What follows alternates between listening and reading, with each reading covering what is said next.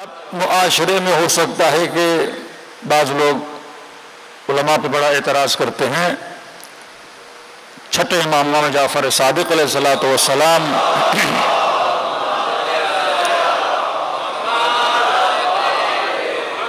مولا فرماتے کبھی بھی 4 چیزوں کے پیچھے نہ جایا کرو، وہ ڈھونڈنے سے بھی تجھے نہیں ملیں گی.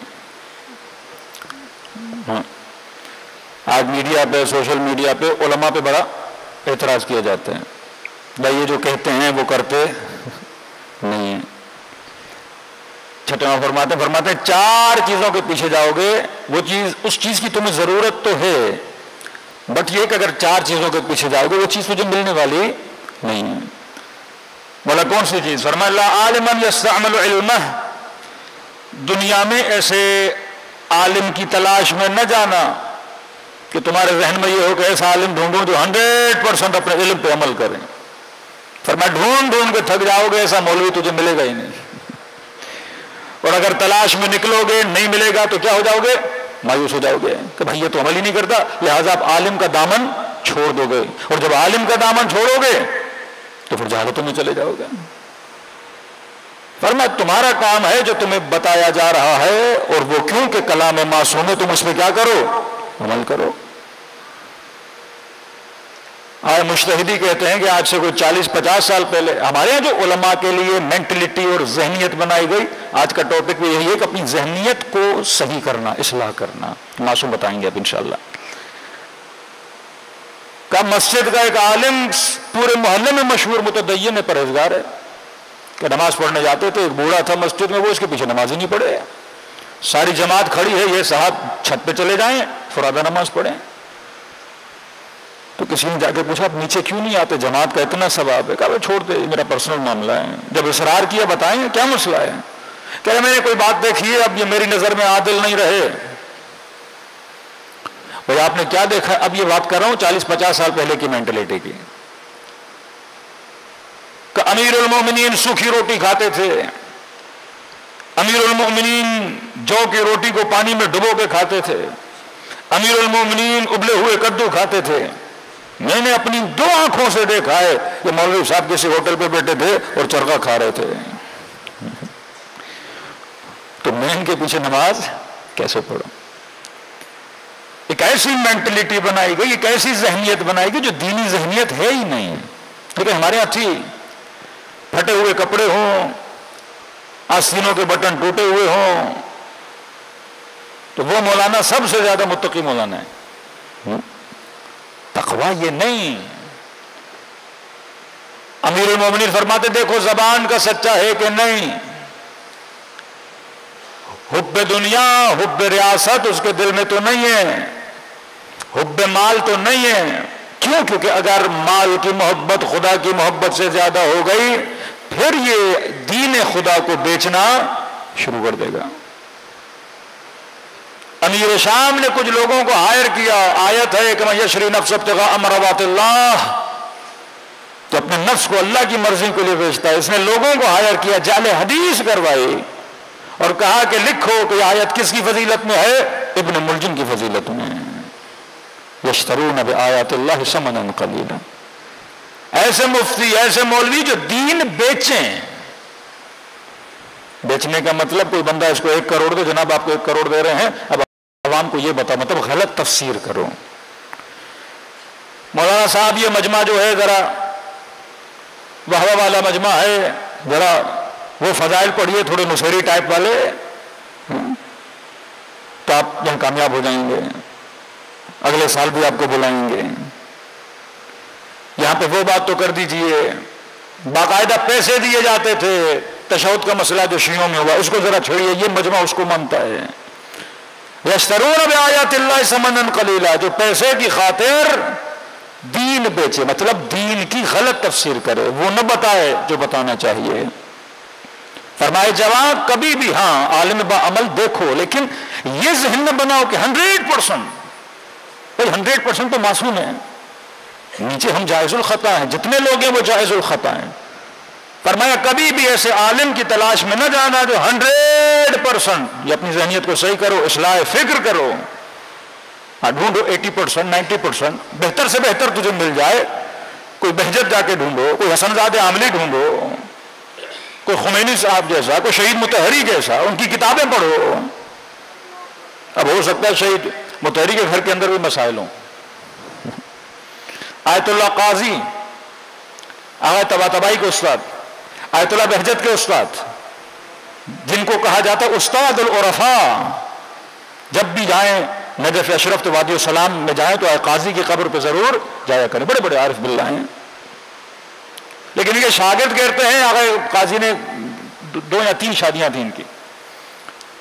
تو شاگرد کہتے جب ان کے گھر جاتے تھے تو واویلا ہوتا تھا ان کے گھر میں. ان کی بیوی ان کو اتنا سناتی تھی اور یہ خاموش. کہتے تھے یہ شاگرد ان کے ہاتھ چومتے ہیں اور گھر میں ان کی کوئی عزت ہی نہیں ہے. وہ تو قبلہ آپ چھوڑ دیں ایسی خاتون کو کیوں رکھا ہوا ہے. وہ کہتے تھے نہیں میں صبر کرتا ہوں اور صبر ایمان کا آدھا حصہ ہے. وہ جانتے تھے عورت کی نیچر کو. اب ظاہر دوسری کی ہے تو پہلی والی سنائے گی تو ضرور. اب آپ یہ توقع کرو کہ وہ سنائے بھی نہ تو یہ غلط ہے. تو کہ کوئی بات نہیں، وہ اسی غصے میں سنا رہی ہیں کیونکہ دوسری شادی کی ہے سنا رہی ہیں، تیسری کی تو پھر دونوں سنا رہی تھیں. تو اگر مجتہد بھی ہے، مرجع بھی ہے، اتنا بڑا عارف بھی ہے، اس نے تو کار حلال کیا، کوئی حرام تو نہیں کیا. تقریباً کوئی ان کے 16-17 بچے تھے ماشاءاللہ، ان میں سے 8 بچے ان کے مولانا تھے. لیکن گھر کے اندر اب کوئی بندہ کہے نہیں بھائی اس عالم کو تو میں کیسے ان کے پیچھے رہوں، ان کی تو گھر میں عزت نہیں ہے تو میں ان کے پیچھے نماز نہیں پڑھوں گا. تو فکر کو فرمایا ایسے عالم کے پیچھے تلاش میں بھی جاؤ گے تو تجھے ملنے سے نہیں ملے گا. دوسری چیز عملاً بلا ریا، تم یہ سوچو کہ میں عمل ایسا انجام دوں جس میں ذرہ برابر بھی ریا نہ ہو. تم ایسا عمل کر ہی نہیں سکتے. اب بندہ کہے کہ مولانا میں مسجد نہیں جاتا، کیوں نہیں جاتے؟ کہ 10 لوگ دیکھیں گے بولیں گے جناب بڑا نمازی ہے تو ڈیلی مسجد میں آتا ہے، یہ تو ریاکاری ہے، میں تو گھر میں اکیلا پڑھوں گا تاکہ ریاکاری سے بچ جاؤں. اجتماعی کوئی ایسا عمل نہیں جس میں ریا نہ ہو. گلی میں سبیل لگاؤ کہ 10 لوگ دیکھیں گے تعریف کریں گے. بکرا کاٹو گے لوگ دیکھیں گے بھائی جناب نے قربانی دی ہے، ہر سال 2-3 بکرے قربان کرتا ہے. گوشت بانٹو گے لوگوں کو پتہ چل جائے گا. ڈیلی نماز شب پڑھنے والا جوان کسی گھر میں چلا جائے، چچا کی دعوت ہو، رات کو وہاں رکنا پڑ جائے اور کہے کہ اب 4 لوگوں کے سامنے نماز شب کیسے پڑھوں، ان کو تو پتہ چل جائے گا میں نماز شب پڑھنے والا ہوں تو آج کی رات میں نماز شب نہیں پڑھتا. شیطان اسی طرح وسوسہ کرتا ہے. کوئی عمل ایسا نہیں جس میں نیت ریا نہیں ہونی چاہیے. عمل سے ریا ہو جاتا ہے. اس نیت سے مسجد نہ جاؤ کہ لوگ دیکھیں اور واہ واہ کریں. اس نیت سے نماز شب نہ پڑھو کہ لوگ دیکھیں واہ واہ کریں. اس نیت سے سبیل نہ لگاؤ کہ 4 لوگ واہ واہ کریں. اس نیت سے راشن نہ بانٹو، فیس بک پہ فوٹو نہ چڑھاؤ، نیچے کمنٹس آئیں کہ جناب ماشاءاللہ اب تو بڑے سخی ہیں، اور پھر اندر سے خوشی ہو جائے کہ 4 لوگوں نے میری کیا کر دی، تعریف کی. بس فرماتے ایک ہاتھ سے دو، دوسرے ہاتھ کو پتہ نہیں لگنا چاہیے. دوسری چیز ایسا عمل کرنا چاہو جس میں بالکل ہی ریا نہ ہو، وہ عمل تم کبھی کر ہی نہیں سکتے، کیونکہ کئی ایسے اعمال ہیں جن میں تعریف بھی ہو جاتی ہے. نیت یہ ہونی چاہیے کہ میں ریاکاری کے لیے نہیں کر رہا. کراتی کی میں نے شاید بات بتائی تھی، کہتے ہیں سفر میں گزر رہے تھے تو شدید گرمی،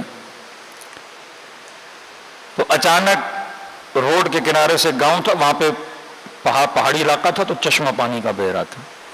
جب پانی میں ہاتھ ڈالا تو ٹھنڈا پانی. اب گرمی کے موسم میں کسی کو ٹھنڈا پانی مل جائے تو انہوں نے کہا کہ بھائی گرمی بھی ہے پانی بھی ٹھنڈا ہے تو ایک کام کرتا ہوں وضو کر لیتا ہوں. تو اقراتی کہتے ہیں میں نے وضو کر لیا اور چہرے پہ پانی پڑے تو وہ ٹھنڈک، وہ راحت، وہ تسکین.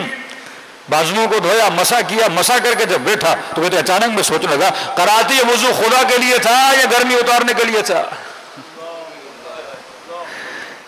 عمل ہو قربتاً اللہ. پھر خود کہا نہیں بھائی یہ تو گرمی اتنی لگی تھی میں نے اس لیے کیا تھا. پھر دوبارہ وضو کیا کہ جو خالصتاً کس کے لیے ہو، پروردگار عالم کے لیے ہو.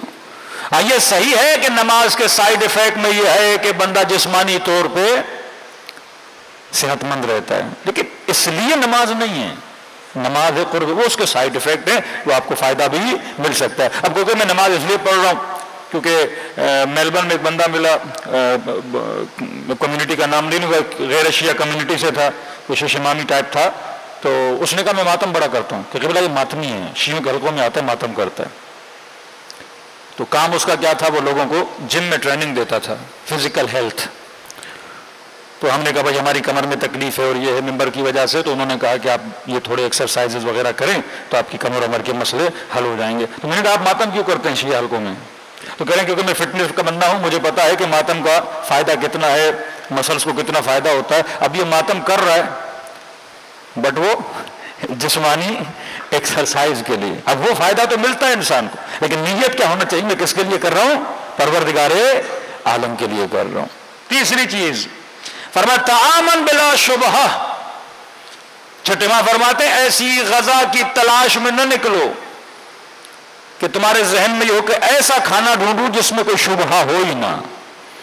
فرمایا ڈھونڈو گے ملے گا نہیں، بھوکے مر جاؤ گے۔ کسی مومن کے گھر میں گئے، اب سوچ میں پڑ گئے جناب مرغا تو سامنے پڑا ہے، پتہ نہیں کاٹنے والے نے بسم اللہ پڑھا تھا کہ نہیں، چھری سے ہی چلائی تھی کہ نہیں۔ فرمایا اگر ان سوچوں میں پڑ جاؤ گے تو مرغے سے بھی جاؤ گے اور خالی پیٹ گھر میں آ کے سونا پڑے گا۔ ہاں تم یہاں تک ڈھونڈو جس کے گھر میں کھانا کھا رہے ہو بندہ صحیح ہے کہ نہیں، متدین ہے کہ نہیں۔ ایک پتہ ہے جس کے گھر میں جا رہا ہوں راشی بھی ہے، فاسق بھی ہے، فاجر بھی ہے، شرابی بھی ہے، وہاں حرام ہے اس کے گھر میں جانا۔ پتہ بندہ خیال ہی نہیں رکھتا، نہ طہارت کا پتہ ہے نہ نجاست کا پتہ ہے، ایسے بندے کے میں نے کھانا نہیں کھانا۔ لیکن اپنا شیعہ مومن بھائی ہے، کھانا ہے، بکرا سامنے پڑا ہے، مرغا سامنے پڑا ہے، اب بندہ سوچنے میں شروع ہو جائے پتہ نہیں صحیح سے ذبح کیا کہ نہیں، وسواس میں چلا جائے۔ اب یہ تو سوچے گا میں بہت ایک نمبر کا متقی ہوں، لیکن بھوکھا بھی مر جائے گا اور یہ تقویٰ بھی نہیں ہے۔ معصوم فرماتے کبھی بھی ایسی چیزوں کی تلاش میں نہ نکلا کرو۔ چوتھی چیز فرمایا صدیقاً بلا عیب، کبھی ایسے دوست کی تلاش میں بھی نہ نکلا کرو یہ سوچو کہ کوئی ایسا دوست ڈھونڈوں کہ جس کے اندر کوئی عیب ہی نہ ہو۔ فرمایا بغیر دوست کے رہ جاؤ گے۔ فرمایا امام فرماتے ہیں کہ جلیس و صادق وہ بندہ جو تنہا بیٹھے اس سے وہ بندہ اچھا ہے جو کسی دوست کے ساتھ بیٹھے۔ تنہائی انسان کو بیمار کر دیتی ہے۔ اب آپ نے کسی مومن کو دوست بنایا، اب اس کی جاسوسی کرنے لگو، کہاں جاتا ہے، کس سے بات کرتا ہے، موبائل میں کیا ہے، کل کس سے بات کر رہا تھا، ان چکروں میں نکلو گے تو دنیا میں تنہا رہ جاؤ گے۔ تجھے کوئی بھی ایسا دوست ملے گا ہی نہیں جو 100% کیا ہو، صحیح ہو، اچھی تعریف ہو، مسجد میں آتا ہے، نمازی ہے، ماتمی ہے، کبھی آپ نے اسے کوئی جھوٹ یا حد الامکان سے زیادہ غیبت نہیں دیکھی، مشہور ایک اچھا بندہ ہے، دوست کرو۔ اب کبھی کبھی اگر اس کا کوئی عیب نظر بھی آ گیا تو ایسا نہ کرو کہ اپنی دوستیوں کو کیا کر دو، ختم کر دو۔ المؤمن مرآۃ المؤمن، مومن کا کیا ہے، آئینہ ہے۔ فرمایا اپنی فکر کی کیا کرو، اصلاح کرو۔ کل میں اس کی ڈیٹیل میں جاؤں گا۔ معصوم فرماتے ہیں اصلاح فکر، اپنے اوپینینز کو صحیح کرنا، کیونکہ اگر فکر غلط ہے تو اس کی پوری زندگی کیا ہو جائے گی، غلط ہو جائے گی۔ فیمنزم نے ایک فکر بنائی خواتین کو گمراہ کرنے کے لیے کہ پردہ عورت کو محدود کر دیتا ہے، پردہ اتارو گی تو ترقی کرو گی، جابس ملیں گی، معاشرے میں آگے بڑھو گی۔ لاہور کی ایک بچی کہنے لگی مولانا ہم نے سنا ہے کہ نامحرم کے ساتھ نگاہیں آئی کانٹیکٹ نہیں ہونا چاہیے۔ کہا میں ٹیوشن سینٹر میں اسکول میں جاتی ہوں، کالج میں جاتی ہوں، میرا ٹیچر بولتا ہے کہ نہیں اگر آپ اسپیچ دینا چاہتے ہو تو آپ کو آئی کانٹیکٹ کرنا ہے۔ اور وہ کہتا میرے والد کو بلایا اور کہا آپ کی بچی کو کوئی مسئلہ ہے۔ والد نے کہا کیا مسئلہ ہے؟ کہا آپ کی بچی کے اندر سیلف کانفیڈنس نہیں ہے، آپ کی بچی ہمیں کنفیوز لگتی ہے۔ کہا کیا مطلب سیلف کانفیڈنس نہیں ہے؟ کہا یہ بات کرتی ہے تو نگاہیں اس کی جھکی ہوتی ہے، لوگوں کو دیکھتی نہیں ہے۔ اس نے کہا بندے خدا میں متدین بندہ ہوں، میری بچی معصومین کے فرامین پہ چلتی ہے، تمہارے اصولوں پہ نہیں چلتی۔ ہاں آئی کانٹیکٹ سے انسان کے اندر حیا ختم ہو جاتا ہے۔ انسان کو پتا ہو کہ میں نے کس حد تک نامحرم سے کانٹیکٹ کرنا ہے۔ ایک چیز معصوم بتاتے ہیں اگر اس پہ عمل ہو، آج یونیورسٹیز کا ماحول ہے، کالجز کا ماحول ہے، جگہ جگہ آنا جانا ہے، فیملیز کے اندر آنا جانا ہے، معصوم اصول بتاتے ہیں۔ جب آپ تیرنے جاتے ہو نا تو تیراکی سکھائی جاتی ہے، بازو اس طرح سے چلاؤ تو پانی ڈبوئے گا نہیں۔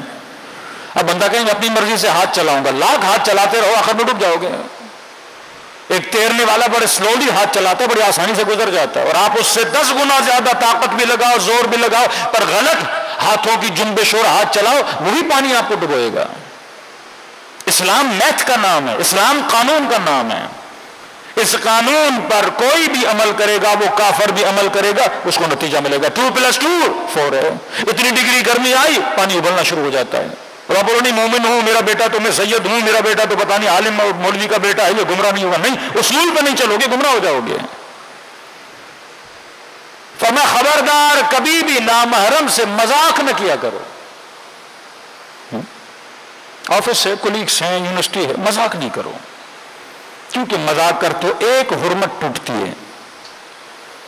اب انسان 2 قدم اور آگے بڑھتا ہے، پھر یہ قدم بڑھتے بڑھتے بڑھتے انسان پھر گناہ کی دلدل کے اندر گر جاتا ہے۔ تو کام سے کام رکھو، مذاق نہ کرو، لہجے میں سختی ہونی چاہیے، یہ خواتین کے لیے۔